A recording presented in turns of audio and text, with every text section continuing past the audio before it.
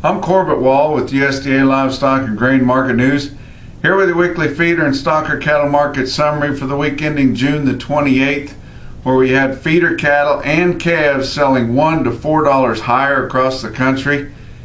Buyers were getting ready for the big 4th of July marketing break, as most all the sale barns will be shut down in the southeast. Most of your sale barns will be shut down throughout the rest of the country.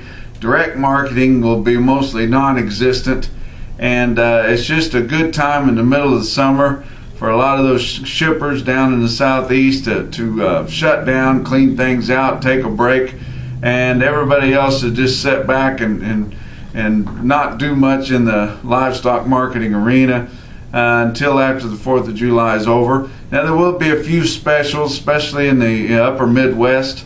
Some kind of annual 4th of July specials like Green City, Missouri, but for the most part there'll be very little marketing going on of feeder cattle throughout all of next week. There are no signs of cattle on feed weakness from the previous Friday there. It was just slightly bearish, especially on the placements, but you did not see any sign of weakness or market pressure from that report in this week's cattle sales. And we had the first full week of summer this week, and temperatures were hot across the country, and yearling markets are starting to get pretty hot too. And we normally see the highest yearling prices sometime either side of the 4th of July through the end of July. But right in there through the heat of the summer, when temperatures are the hottest, is when you usually see the best and the highest price yearlings for the whole year. At Bassett, Nebraska, this week they had their barbecue special, had a load of fancy steers, weighed 730 pounds, brought $157. Had a load of steers marked thin, had a lot of compensatory gain to them, weighed 720, bring $161. And if you looked at the heavier yearling feeders they had on there, they had nearly 1,100 head of big yearling steers weighing from 900 to 1,000 pounds, and all those lumped together averaged just over 140, 150. So that's definitely the highest yearlings we've seen so far this year, and they're starting to catch up with last year's market. We've been falling way behind, but you remember last year it was starting to get pretty dry this time of year, and yearling prices and all your feeder prices were starting to wane a little bit, and we're starting to catch back up with those as we're really coming on here, and yearlings have been higher every week for about the past 6 weeks now. But just short of yearlings right now. Your summer yearlings are going to be pretty short, as you know. Remember, hay was really short last winter. Feed prices were high. A lot of guys that normally buy calves in the winter and kind of background them and grow yearlings out just couldn't do it last year, and we're starting to get into those right now. In contrast, we've got a lot of hay being put up right now. A lot of guys are saying they've got the best hay crop they've had since they remember. This corn really looks good, and I think their corn fears are kind of getting behind us. But if you're up in the corn belt and you see that deep dark green that it's grown a foot literally in the last week, and those fields are really filling up, and just it's the kind of crop that these old timers are saying really makes high yields, and it's just the humidity's up, the nights are getting warm, this stuff is really growing. And we just if you get over here in Iowa and on in the eastern corn belt, Missouri, the eastern side of Kansas, going up into eastern Nebraska, you just get a little shower or some kind of rain every 2 or 3 days, and it's just really ideal. It's actually normal, but we don't normally see normal, it seems like, anymore. But had a USDA crop report come out Friday morning.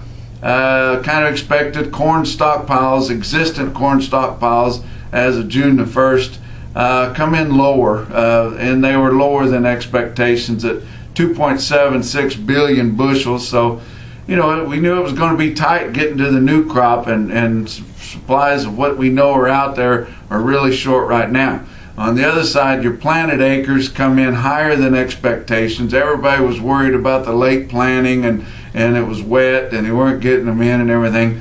Well, corn acreage planted is up to 97.4 million acres, and that's going to be the most acres of corn planted since 1936, when the U.S. planted 102 million acres. And if you remember, back in those days, it was mostly by mule, and there weren't nearly as many people around, and you just wonder how in the world they got that done. But there's going to be a lot of corn, and it's just all going to depend on yield now. A lot of these Midwestern, up into the Corn Belt, farmers are selling their expected new crop, at least a portion of it, a percentage of it. They're contracting that for $5 a bushel, which is not a bad price at all. But if you remember back late last fall, even in the Midwest, your Omaha cash corn price got just almost $8 a bushel. So it's going to be a big contrast there to what feed's going to cost this year. Northern video auction on Monday out of Billings, Montana was really hot, selling mostly calves for fall, and mostly all right off the cow. Had a few yearlings there, but sold a load of 740-pound calves. I mean, right off the cow, sort from the cow the day they deliver. And all those pictures they showed up in Montana, that grass is lush. It's just hard to believe the difference between last year and this year. But Montana has had a lot of moisture. It looks really good. Wyoming, not so much. And you get further on out west, and especially in the southwest, it's really terrible dry. But Montana looks good. Those 740-pound balling calves to deliver in early October bring 156 and a quarter. So that tells you what people are kind of thinking down the road. Joplin on Thursday had a wean vac special. Good sale, 4,500 head of cattle. And the market was better late in the week than it was early in the week, but also those cattle come in. Buyers didn't have to worry. They knew all the cattle were long time weaned. They knew they had a health program behind them, and they just really jumped into those cattle.